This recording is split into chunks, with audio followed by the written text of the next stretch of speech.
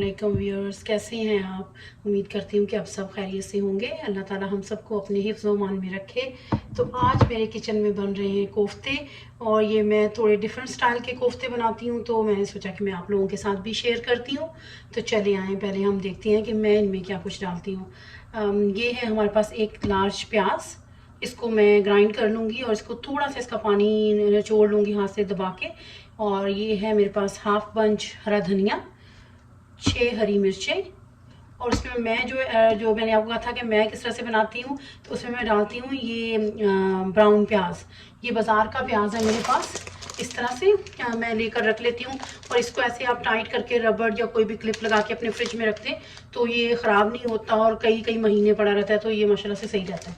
तो ये मेरे पास तकरीबन है हाफ कप, और हाफ कप से थोड़ा कम होगा, 2 टेबल स्पून मेरे पास है लहसुन अदरक का पेस्ट।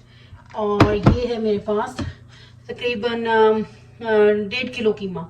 मैं ज़्यादा कोफ्ते बना रही हूँ क्योंकि मुझे अपनी बेटी को देने हैं यूनिवर्सिटी के लिए, तो लेकिन आपकी अपनी चॉइस है, आप कम भी ले सकती हैं, लेकिन मैं थोड़े ज़्यादा इसलिए बना रही हूँ कि हमारे घर में भी इस्तेमाल हो जाएंगे और मैं अपनी बेटी को भी दे दूँगी। और इसमें जाएंगे ये वाले spices: 1 teaspoon black pepper, 1.5 teaspoon salt, 1 teaspoon भर के लाल मिर्च, और ये 1 टीस्पून ज़ीरा। मिर्चें मैंने इसलिए कम ली हैं क्योंकि यहाँ पे हरी मिर्चें भी हैं, ये सिर्फ कोफ्तों में जा रहा है सामान।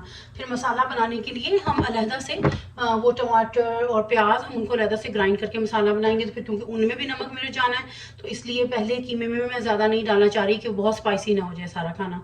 तो चलिए मैं पहले इस प्याज को चॉप करके इसका थोड़ा सा पानी स्क्वीज़ कर लेती हूँ, और फिर ये बाकी सारी चीज़ें जो हैं हम कीमा थोड़ा सा मैं चॉपर में घुमाऊंगी और घुमा के ये सारी चीज़ें भी इसके साथ मैं ग्राइंड कर लूँगी ताकि ये सारा कुछ अच्छी तरह से मिक्स हो जाए। और फिर हम उसके बाद कोफ्ते बनाते हैं, और मैं दिखाती हूँ आपको कि मैं कैसे बनाती हूँ कोफ्ते।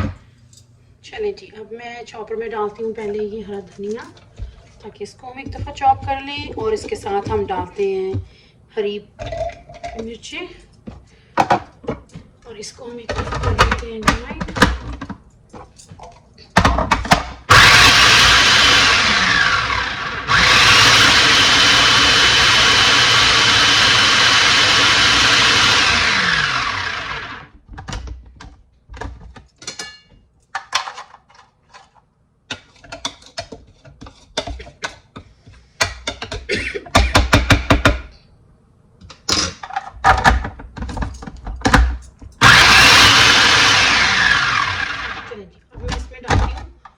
थोड़ा थोड़ा करके कीमा, और इसको हमने अच्छी तरह से चॉप कर लेना है।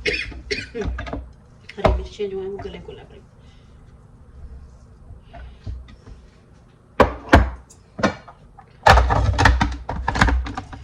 ये देखिए इस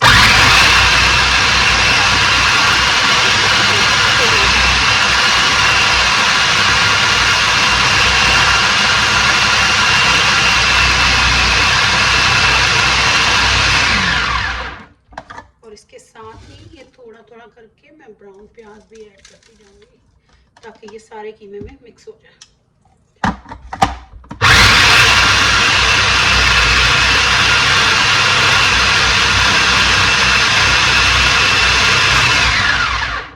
चलिए मैं आप लोगों को इतना शोर नहीं सुनवाऊंगी, मैं इसको बाहर निकालती हूँ और फिर मैं आपके साथ दूसरा कीमा ग्राइंड करके फिर मैं आपको दिखाती हूँ।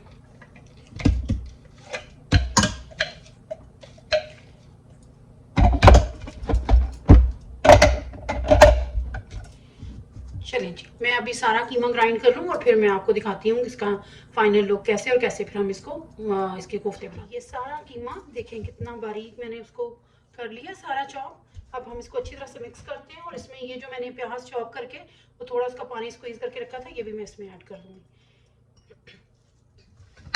और इसको अच्छी तरह से मिक्स करना है ताकि सारी नमक मिर्च इसके अंदर जो धनिया और जो हरी मिर्च का मेज़ है वो ये सारी एक जान हो जाए।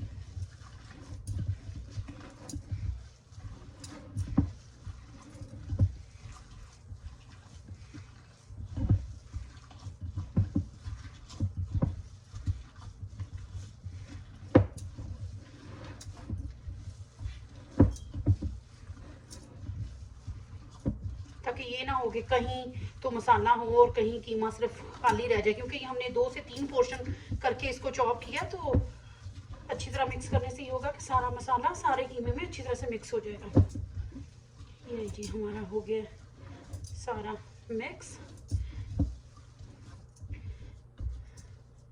ये है कुछ इसकी फाइनल लुक। आई होप आपको सब कुछ नज़र आ रहा होगा। चलिए जी, अब इसको हम ढक के रख देते हैं और ये बर्तन में धोने के लिए रख देती हूँ।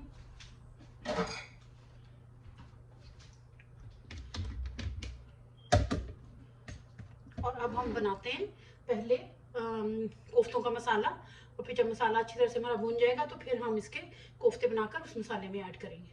तो मैं पहले मसाले के लिए प्याज और टमाटर वगैरह काट लूँ और फिर मैं आपको दिखाती हूँ कि मैं किस। चलें जी, अब हम बनाते हैं कोफ्तों के लिए मसाला। ये मैंने प्याज चॉप कर लिया। ये मैंने इस तरह के इस साइज़ के 4 प्याज लिए हैं, जिनको मैंने अच्छी तरह से चॉप कर लिया। और ये हमारे पास सारे ड्राई स्पाइसेस हैं। ये हैं 2 टीस्पून मेरे पास है सूखा धनिया, 2 टीस्पून लाल मिर्च, हल्दी 1 teaspoon, 1.5 teaspoon black pepper, 1.5 teaspoon salt, और ये थोड़ा सा मैंने शान का कोफ्ता मसाला लिया। ये ऑप्शनल है, अगर आप लेना चाहते हैं तो यूज़ कर सकते हैं, लेकिन मैंने इसे थोड़ा सा फ्लेवर को एनहेंस करने के लिए मैं इसको यूज़ करती हूँ।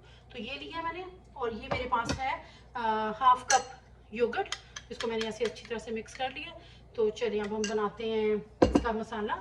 इसमें अब मैं डालूंगी ऑयल। ये मेरे पास पैन है। मैं हमेशा कोफ्तों के लिए ऐसा खुला पैन इस्तेमाल करती हूँ, क्योंकि फिर इससे कोफ्ते जो है ना टूटते नहीं हैं और ज़रा हिलाने आसान होते हैं। तो इसमें मैं डाल रही हूँ ये वाला चम्मच, तकरीबन 3 चम्मच भर के, 2 3।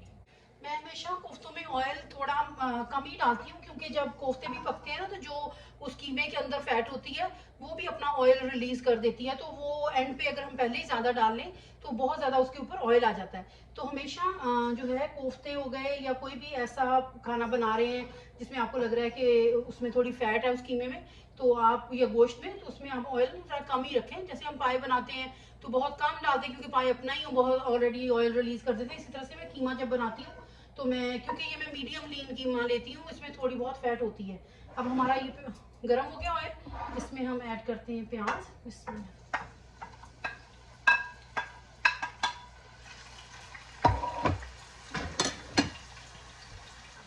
प्याज को मैं अच्छी तरह से इसको हमने भूनना है, ताकि इसका जो सारा कच्चापन है वो खत्म हो जाए। ये इसमें एक बड़ा पीस रह गया, इसको मैं निकाल देती हूँ, वरना ये बाद में फिर हम निकालते हैं। तो चलें जी, मैं प्याज को अच्छी तरह से भूनती हूँ, फिर इसमें मैं टमाटर ऐड करूँगी और सारे जो ड्राई मसाले हैं वो मैं ऐड करके आप लोगों के सामने ही ऐड करूँगी। तो फिर मैं मिलती हूँ आपसे, फिर देखते हैं कि ये किस हद तक हमने इसको मसाले को भूनना है जब हमने इसमें कोफ्ते ऐड करने हैं। चलिए जी, अब हमारा मसाला इस स्टेज तक आ गया। इसमें मैंने टमाटर भी डाल दिए, और मैं आपको लहसुन अदरक दिखाना भूल गई थी। इसमें मैंने 1.5 टेबल स्पून लहसुन अदरक भी डाला है प्याज जब मैं फ्राई कर रही थी। तो अब ये टमाटर और प्याज इस स्टेज पर हैं। तो अब हम इसमें ये सारे ड्राई स्पाइसेस ऐड कर देंगे और थोड़ा थोड़ा पानी का छींटा देकर इनको भूनते रहेंगे। ये सारे मैंने इसके अंदर ड्राई मसाले ऐड कर दिए।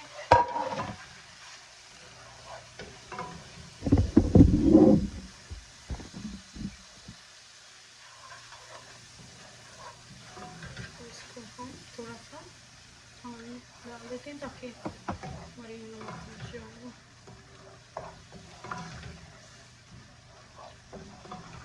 अब मैं इसको अच्छी तरह से 5 से 7 मिनट तक तकरीबन मैं इसको अच्छी तरह से भूनूंगी कि इसका ऑयल छूट जाए और ये सारा मसाला जो है ये बिल्कुल मिक्स हो जाए। इसमें कोई भी मुझे साबुत लम्प नज़र ना आए, जैसे कोई प्याज का या टमाटर का कोई भी पीस इसमें से नज़र नहीं आना चाहिए हमें।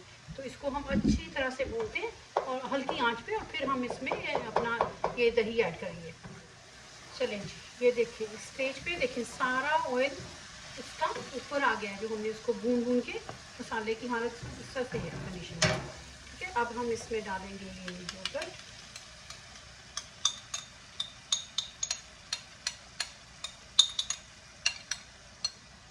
इसको डाल के इसको अच्छी तरह से करूँगी मिक्स,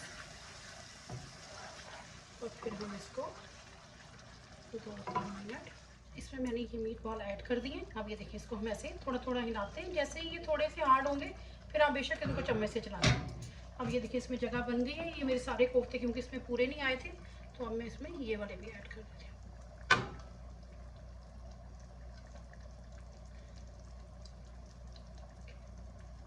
पहले इनमें चम्मच नहीं चलाना, ये टूट ना जाए। जैसे ही थोड़े से हार्ड होंगे, ये लीजिए। कभी अगर मुझे लगे कि इनको मुझे हिलाना पड़ेगा तो बेस्ट उसका वे है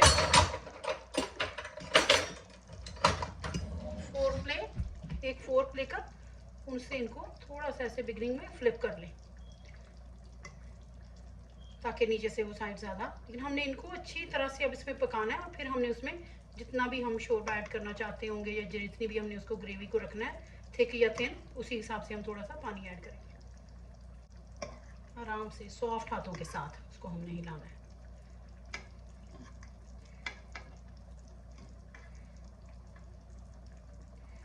क्योंकि ये नॉन स्टिक पैन है तो वो पैन भी हमारा स्क्रैच ना हो जाए। तो बिल्कुल जैसे मीट बॉल को हिलाना है, ना कि सरफेस को स्क्रैच करना है।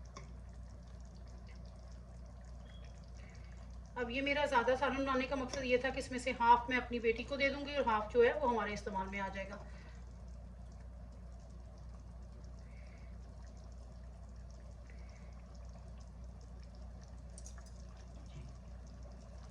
इसको ऐसे मीडियम आंच पे थोड़ा सा इसको स्लो आंच पे पकाएं।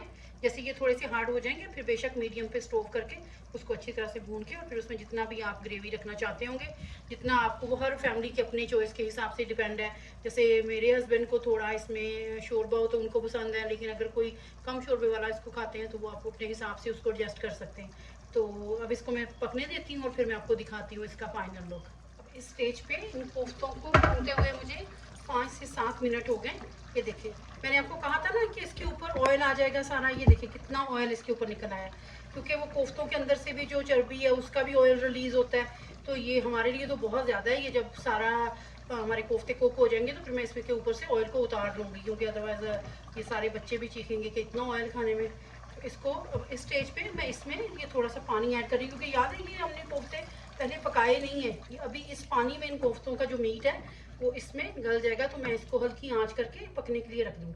मैंने इसमें इतना पानी डाला है जिसमें कोफ्ते भी अच्छी तरह से गल जाएं, और हमारे लिए थोड़ी सी जैसे थोड़ा ऐसे थोड़ा बहुत वो हार्ड नहीं होना चाहिए उसकी ग्रेवी, थोड़ी सी लिक्विड ही हमारे घर में खाई जाती है। तो मैं इसको अब हल्की आंच पे ढक के पकने के लिए छोड़ देते हैं। ये तकरीबन 10 से 12 मिनट इस तरह से पकेंगे, और फिर मैं आपको इसका फाइनल लुक दिखाती हूँ कि ये तैयार हुए कैसे। और मैंने इसमें 1.5 टीस्पून अब इस स्टेज पर गरम मसाला भी ऐड किया है, जो रेगुलर हमारा घर का पिसा हुआ मसाला होता है, तो वो भी मैंने इस स्टेज पे ऐड कर दिया है। जब ये अच्छी तरह से 10-12 मिनट के बाद कोफ्ते गल जाएंगे तो फिर मैं आपको उसका सर्व करके दिखाती हूँ कैसे बने। ठीक है, ये है जी हमारा फाइनल लुक। अब इस स्टेज पर मैं चूल्हा बंद कर दूंगी। ये देखिए, मैंने मेरी फैमिली को क्योंकि थोड़ा सा ये लिक्विड ही पसंद है तो मैंने इतना इसमें शोरबा रखा है। आप अपनी फैमिली के हिसाब से इसको जितना भी कम या ज़्यादा कर सकते हैं। मैंने इसके ऊपर धनिया काट के डाल दिया, और अब मैं रोटी बनाती हूँ और मैं आपको दिखाती हूँ। ये सारा ऑयल इसके ऊपर से मैं उतार लूँगी, क्योंकि ये मुझे बहुत ज़्यादा लग रहा है। हम लोग इतना ऑयल नहीं खाते। तो चलिए ठीक है जी, अब मैं अपने लिए पहले बना लूँ रोटी और फिर मैं आपको दिखाती हूँ। ये है जी इसका फाइनल लुक और मेरा डिनर। अब मैं करती हूँ अपना डिनर एंजॉय। मिलती हूँ आप लोगों से फिर एक नए व्लॉग के साथ। अल्लाह हाफिज़।